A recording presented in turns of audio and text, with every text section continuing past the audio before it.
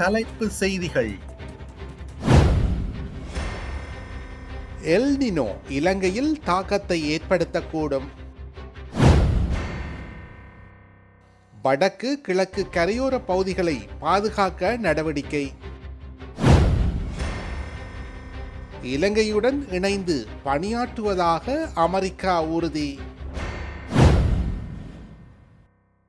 கடந்த 6 மாதங்களில் சிறுவர் துஷ்பிரயோக முறைப்பாடுகள் அதிகரிப்பு. எங்களால் எண்ணெய் விற்க முடியாவிட்டால் யாராலும் விற்க முடியாது, ஈரான் எச்சரிக்கை. விரிவான செய்திகள். முன்னர் எதிர்பார்க்கப்பட்டதை விட எல்னினோ காலநிலை மாற்றமானது முன்கூட்டியே இலங்கையில் தாக்கத்தை ஏற்படுத்தக்கூடும் என சுற்றாடல் துறை அமைச்சர் கலாநிதி தம்மிக பட்டபெந்தி எச்சரித்துள்ளார். அரசாங்க தகவல் திணைக்களத்தில் நடைபெற்று வரும் விசேட ஊடகவியலாளர் சந்திப்பில் உரையாற்றிய சுற்றாடல் துறை அமைச்சர் எல்னினோவின் உச்சக்கட்ட தாக்கம் நவம்பர் மாதம் அளவில் எதிர்பார்க்கப்படுவதாக தெரிவித்தார். அத்துடன் ஜூலை, ஆகஸ்ட் மற்றும் செப்டம்பர் மாதங்களில் இலங்கையில் வறண்ட வானிலை நிலவக்கூடும் எனவும் அதனைத் தொடர்ந்து அக்டோபர் முதல் செப்டம்பர் வரையான காலப்பகுதியில் பலத்த மழை பெய்யக்கூடும் எனவும் அவர் மேலும் தெரிவித்துள்ளார். இந்த காலநிலை மாற்றத்தினால் ஏற்படக்கூடிய சாத்தியமான தாக்கங்களுக்கு திறம்பட முகம் கொடுக்கும் வகையில் அரசு நிறுவனங்கள் மற்றும் ஊடகங்களின் செயற்பாடுகளை ஒருங்கிணைப்பது தொடர்பில் உரிய தரப்பினருடன் கலந்துரையாடல்கள் முன்னெடுக்கப்பட்டுள்ளதாக கலாநிதி பட்டபெந்தி குறிப்பிட்டுள்ளார். எல்னினோ என்பது ஒரு உலகளாவிய மோசமான காலநிலை தாக்கமாகும் எனவும் அதன் தாக்கங்கள் இலங்கைக்கு மாத்திரம் மட்டுப்படுத்தப்பட்டதல்ல எனவும் அவர் மேலும் சுட்டிக்காட்டினார். புதிதாக அபிவிருத்தி அடைந்து வரும் வடக்கு மற்றும் கிழக்கு கரையோர பகுதிகளை பாதுகாப்பதற்கு அதிகபட்ச நடவடிக்கைகளை எடுக்குமாறும், கடற்கரை பகுதிகளை அபிவிருத்தி செய்த பின்னர் அங்கு மேற்கொள்ளப்படும் சட்டவிரோத நிர்மாணங்களால் கடற்கரைக்கு பெரும் சேதம் ஏற்படுவதால் அதனை தடுப்பதற்கு அதிகபட்ச சட்ட நடவடிக்கைகளை எடுக்குமாறும் ஜனாதிபதி அனுரகுமார திசாநாயக்க அதிகாரிகளுக்கு பணிப்புரை விடுத்துள்ளார். அந்த நடவடிக்கைகளை கண்காணிப்பதற்காக செயற்பாட்டு குழுவை நியமிக்குமாறும் ஜனாதிபதி மேலும் அறிவுறுத்தியுள்ளார். சுற்றாடல் அமைச்சுக்கு 2026ஆம் ஆண்டில் ஒதுக்கப்பட்ட வரவு செலவு திட்ட நிதியின் கீழ் நடைமுறைப்படுத்தப்படும் திட்டங்களின் முன்னேற்ற மீளாய்வு மற்றும் 2027ஆம் ஆண்டுக்கான வரவு செலவு திட்டம் தொடர்பான கலந்துரையாடல் புதன்கிழமை பிற்பகல் ஜனாதிபதி அலுவலகத்தில் நடைபெற்ற போதே ஜனாதிபதி அனுரகுமார திசாநாயக்க இதனை தெரிவித்துள்ளார். மேலும் வளமான நாடு, அழகான வாழ்க்கை, நிலைபேறான உயர்சார் உலகம், எப்போதும் பசுமையான வாழ்க்கை எனும் தொனிப்பொருளின் கீழ் சுற்றாடல் அமைச்சினால் 19,719 மில்லியன் ரூபாய் வரவு செலவு திட்ட நிதி ஒதுக்கீட்டின் கீழ் நடைமுறைப்படுத்தப்பட்ட திட்டங்களின் முன்னேற்றம் மற்றும் 2027ஆம் ஆண்டிற்கான திட்டங்கள் குறித்தும் இங்கு விரிவாக ஆராயப்பட்டது. இந்திய பெருங்கடல் பிராந்தியத்தில் ஸ்திரத்தன்மை மற்றும் பாதுகாப்பை மேம்படுத்துவதற்காக இலங்கை உள்ளிட்ட பிராந்திய பங்காளிகளுடன் இணைந்து பணியாற்ற அமெரிக்கா தொடர்ந்தும் உறுதியுடன் இருப்பதாக தெற்கு மற்றும் மத்திய ஆசியாவுக்கான அமெரிக்க சிறப்பு தூதுவரும் இந்தியாவுக்கான அமெரிக்க தூதுவருமான செர்ஜியோ கோர் தெரிவித்துள்ளார். வெளிநாட்டு அலுவலர்கள், வெளிநாட்டு வேலைவாய்ப்பு மற்றும் சுற்றுலாத்துறை அமைச்சர் விஜித் ஏராத் மற்றும் அமெரிக்க தூதுவர் செர்ஜியோ கோர் ஆகியோருக்கு இடையிலான உயர்மட்ட சந்திப்பின் போது அவர் இதனை தெரிவித்துள்ளார். இச்சந்திப்பில் இரு நாடுகளுக்கும் இடையிலான இருதரப்பு உறவுகள் மற்றும் ஒத்துழைப்புகளை மேலும் வலுப்படுத்துவது குறித்து விரிவாக கலந்துரையாடப்பட்டது.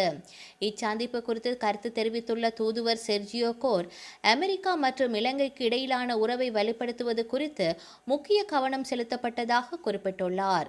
இந்திய பெருங்கடல் பிராந்தியத்தின் கடல்சார் பாதுகாப்பை உறுதிப்படுத்துதல், பிராந்தியத்தில் நிலையான பொருளாதார பாதைகளை அபிவிருத்தி செய்தல் ஆகிய முக்கிய துறைகளில் இரு நாடுகளுக்கும் இடையிலான கூட்டு ஒத்துழைப்பை எவ்வாறு அதிகரிப்பது என்பது குறித்து விரிவாக பேசப்பட்டதாக அவர் சுட்டிக்காட்டியுள்ளார்.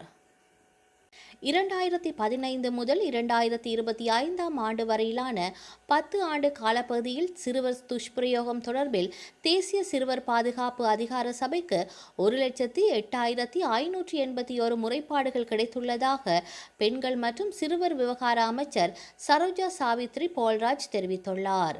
எதிர்க்கட்சி தலைவர் சஜித் பிரேமதாசவினால் நிலையிற்கட்டளை 27 கீழ் 2 கீழ் எழுப்பப்பட்ட கேள்விக்கு நேற்று பாராளுமன்றத்தில் பதிலளிக்கும் போது போதே அமைச்சர் இதனை குறிப்பிட்டுள்ளார். இந்த ஆண்டு ஏப்ரல் மாதம் 30 நிலவரப்படி உயர் நீதிமன்றத்தில் சிறுவர் துஷ்பிரயோகம் தொடர்பான 4421 வழக்குகள் விசாரணையில் இருப்பதுடன் சந்தேக நபர்களுக்கு எதிராக குற்றப்பத்திரிகைகளும் தாக்கல் செய்யப்பட்டுள்ளதாக அமைச்சர் தெரிவித்துள்ளார். அத்தகைய வழக்குகளை விரைவாக முடிவு செய்யும் பொருட்டு போலீஸ் சிறுவர் மற்றும் பெண்கள் துஷ்பிரயோக தடுப்பு பிரிவு ஊடாக 47 போலீஸ் பிரிவுகளில் சிறுவர் மற்றும் பாதுகாப்பு பணியகங்களை ஒருங்கிணைத்து வழக்கு ஒருங்குமுறை நடவடிக்கைகளை சிறுவர் பாதுகாப்பு அதிகார சபை மேற்கொண்டு வருகின்றது.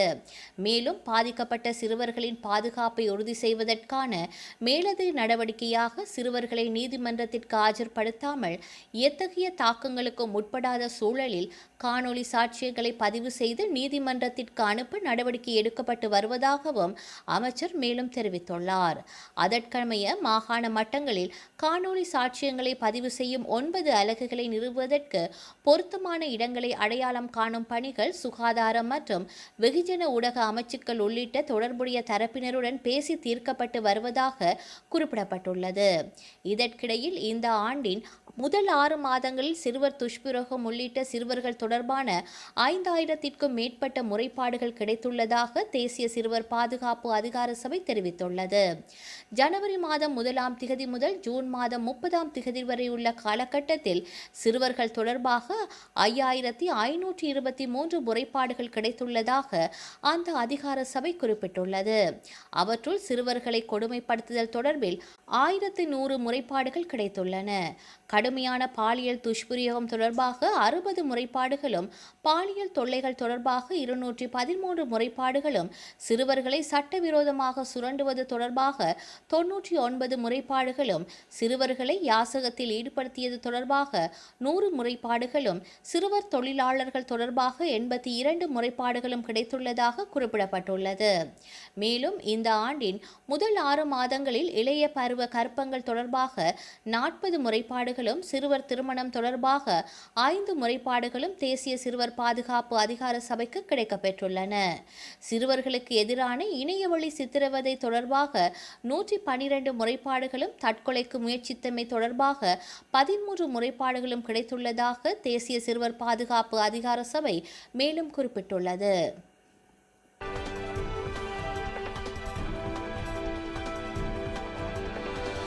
அமெரிக்காவுடனான மோதல் தீவிரமடைந்துள்ள நிலையில் தங்களால் கச்சா எண்ணெய் விற்க முடியாவிட்டால் பிராந்தியத்தில் உள்ள எந்த நாடும் விற்க முடியாது என ஈரான் எச்சரித்துள்ளது. ஈரானிய நாடாளுமன்ற சபாநாயகரும் அந்நாட்டின் தலைமை பேச்சுவார்த்தையாளருமான முகமது பாகர் காலிபாப் இந்த எச்சரிக்கையை விடுத்துள்ளார். இது தொடர்பாக அவர் தனது எக்ஸ் பக்கத்தில் பதிவிட்டுள்ளதாவது: இந்த போரின் நிலைப்பாடு மிக தெளிவானது. ஒன்று அனைத்தும் அல்லது எதுவுமே இல்லை. நாங்கள் எண்ணெய் விற்க முடியாத ஒரு பிராந்தியத்தில் வேறு யாரும் எண்ணெய் விற்க முடியாது. ஈரானின் பாதுகாப்புக்கு உத்தரவாதம் அளிக்கப்படாவிட்டால் எந்த ஒரு உட்கட்டமைப்பும் பாதுகாப்பாக இருக்காது. அதேவேளையில் அமெரிக்க படைகள் இல்லாத சூழலில்தான் அந்த ஹார்முஸ் நீரிணை பாதுகாப்பாக இருக்கும். அந்த நீரிணையின் நிலைமை மீண்டும் போருக்கு முன்னைய நிலைமைக்கு திரும்பாது என்பது நாங்கள் பலமுறை கூறியுள்ளோம் என குறிப்பிட்டுள்ளார். ஹார்முஸ் ஜலசந்தியை கடக்கும் வர்த்தக கப்பல்களை தெஹ்ரான் தாக்கும் ஒவ்வொரு நேரமும் ஈரானிய பாலம் அல்லது மின் உற்பத்தி நிலையத்தின் மீது அமெரிக்கா தாக்குதல் நடத்தும் என ட்ரம்ப் எச்சரித்த சில மணி நேரங்களில் ஈரானின் இந்த எச்சரிக்கை வந்துள்ளமை குறிப்பிடத்தக்கது. மெட்டா நிறுவனத்தின் முன்னணி சமூக வலைத்தளங்களான இன்ஸ்டாகிராம், ஃபேஸ்புக் மற்றும் மெசஞ்சர் செயலிகள் திடீரென புதன்கிழமை இரவு முடங்கின. இதனால் உலகமெங்கிலும் உள்ள பல்லாயிரக்கணக்கான பயனர்கள் நேரடியாக செய்திகளை அனுப்ப முடியாமல் பெரும் அவதிக்குள்ளாகினர். கடந்த ஞாயிற்றுக்கிழமை ஏற்பட்ட முடக்கத்தை தொடர்ந்து ஒரே வாரத்தில் மெட்டா செயலிகள் சந்திக்கும் தொழில்நுட்ப கோளாறு இதுவாகும். புதன்கிழமை இரவு ஆசிய பகுதிகளில் சுமார் 9 மணி அளவில் இந்த சேவை பாதிப்பு முதலில் கண்டறியப்பட்டது. பின்னர் ஐரோப்பியா மற்றும் வட அமெரிக்கா உள்ளிட்ட இதர உலக நாடுகளுக்கும் இந்த முடக்கம் பரவியது. பயனர்கள் தங்களின் இன்ஸ்டாகிராம் பக்கத்தில் யாருக்கும் செய்திகளை அனுப்பவோ அல்லது பெறவோ முடியவில்லை. பலருக்கு செய்திகள் சென்ட் ஆகாமல் லோடிங் என்றே காட்டியது. மேலும் சில பயனர்கள் கணக்கில் லாகின் செய்வதிலும் புதிய போஸ்டுகளை பதிவிடுவதிலும் கடுமையான சிக்கல்கள் புகார்கள் நீடித்தன. இணையதளங்களின் செயற்பாடுகளை கண்காணிக்கும் பிரபல டவுன்டேக்கர் வலைத்தளத்தில் இன்ஸ்டாகிராம் முடங்கியது குறித்து குறுகிய நேரத்திற்குள் பல்லாயிரக்கணக்கான புகார்கள் பதிவாகின. இன்ஸ்டாகிராமில் தான் மிக அதிகமான பாதிப்புகள் பதிவாகின என்றாலும் மெட்டாவின் மற்ற செயலிகளான ஃபேஸ்புக் மற்றும் மெசஞ்சரிலும் சில 100 பயனர்கள் தங்களுக்கு மெசேஜ் அனுப்ப முடியவில்லை என்று புகார்களை பதிவு செய்துள்ளனர். மெட்டா நிறுவனத்தின் ஒட்டுமொத்த மெசேஜிங் கட்டமைப்பில் ஏற்பட்ட ஏதேனும் பெரிய தொழில்நுட்ப கோளாறு காரணமாகவே இந்த 3 செயலிகளும் ஒரே நேரத்தில் பாதிக்கப்பட்டுள்ளதாக இணைய வல்லுநர்கள் கருதுகின்றனர். சில மணி நேர போராட்டத்திற்கு பின்னர் நள்ளிரவில் சேவைகளை படிப்படியாக இயல்பு நிலைக்கு திரும்பின. இருப்பினும் இந்த தொடர் முடக்கங்களுக்கான அதிகாரப்பூர்வ காரணம் என்ன என்பதை பற்றி மெட்டா நிறுவனம் இதுவரை எந்த விளக்கமும் அளிக்கவில்லை. வரலாற்றில் இன்று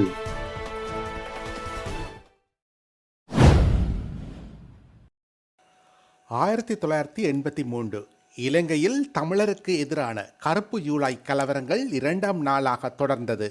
ஈழப்போரின் தொடக்கமாக இது கருதப்படுகிறது. 1996 கொழும்பு தெஹிவளையில் அலுத்கமை நோக்கி சென்று கொண்டிருந்த ரயில் ஒன்றில் 2 குண்டுகள் வெடித்ததில் 70 பேர் கொல்லப்பட்டனர். 300 பேர் காயமடைந்தனர். 2001 கட்டுநாயக்க விமான படைத்தள தாக்குதல். கொழும்பில் பண்டாரநாயக்க சர்வதேச விமான நிலையம் விடுதலை புலிகளால் தாக்கப்பட்டதில் பல விமானங்கள் அழிக்கப்பட்டன.